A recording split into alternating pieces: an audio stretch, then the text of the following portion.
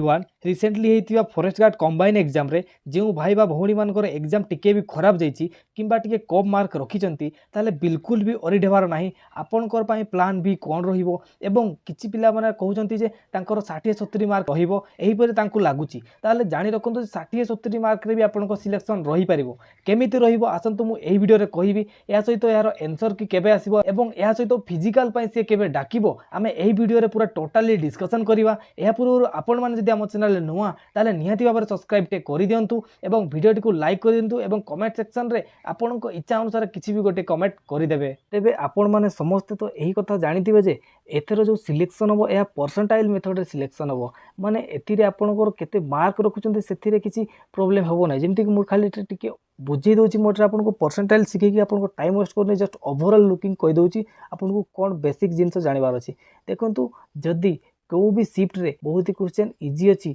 एवं सेठरे बहुत ही पिला परिचंती क्वेश्चन ताहले ए परसेंटाइल मेथड रे दुईटी जिंस मुख्य भूमिका ग्रहण करिवो कोन ना सबुटु प्रथमे होउची जे केते पिला प्रेजेंट थिले केते पिला प्रेजेंट थिले ताक्सी होउची मोस्ट इंपोर्टेंट आपनकर शिफ्ट रे जेतिकी पिला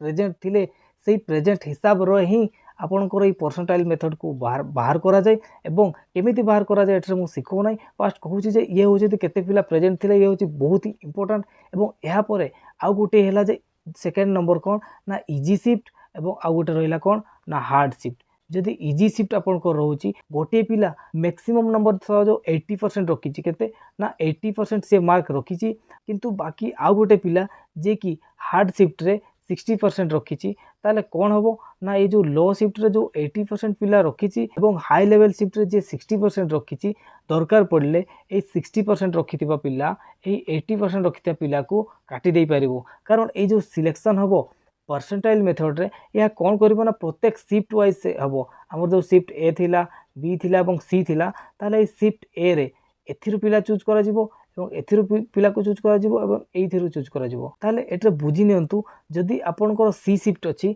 एवं एही सी शिफ्ट रे आपण माने धरा जो 90% रखि दैछन्ती किंतु ये इजी शिफ्ट किंतु शिफ्ट ए रे जने 60% रखिथिबो एवं सेटरे कम पिला अटेंड करिथिबे एवं सेटा क्वेश्चन टिके हार्ड थिबो ताले ए 60 नंबर रखिथिबा पिला ए पाई जिवो एवं एटरे 90% रु पिला पाई जिवे किंतु एटरे 80% रखिथिबा पिला भी पाई पारिबे नाही ये होची परसेंटाइल मेथड ताले ओवरऑल की मन रखंतु जे प्रत्येक शिफ्ट रु पिला मानको से नेबो शिफ्ट ए रु नेबो शिफ्ट बी रु नेबो एवं शिफ्ट सी रे नेबो प्रत्येक दिन चूज करिवो जदि आपण माने इजी शिफ्ट रे 90% भी रखिचंती ताहले किंतु आपण को ऊपर एकल बोले बहुत जन रखिचंती ताहले आपण माने 90% रखी कि मोते जॉब पाइबे नै किंतु हार्ड शिफ्ट वाला 60% रखी कि भी से माने जॉब पाई परिबे आशा करछि परसेंटाइल मेथड टे आपण माने बुझी पारथिबे या पर होछि जति आपण को सिलेक्शन हे गेला ताहले फिजिकल केबे हेबो ताहले देखंतु एटा जदि हम जो रिक्रूटमेंट कैलेंडर को देखिबा ताहले रिक्रूटमेंट कैलेंडर अनुसार हमर जो दिया हेछि forest guard combine exam recruitment जोटा कि सीआरई 2 थिला कंबाइन रिक्रूटमेंट एग्जाम 2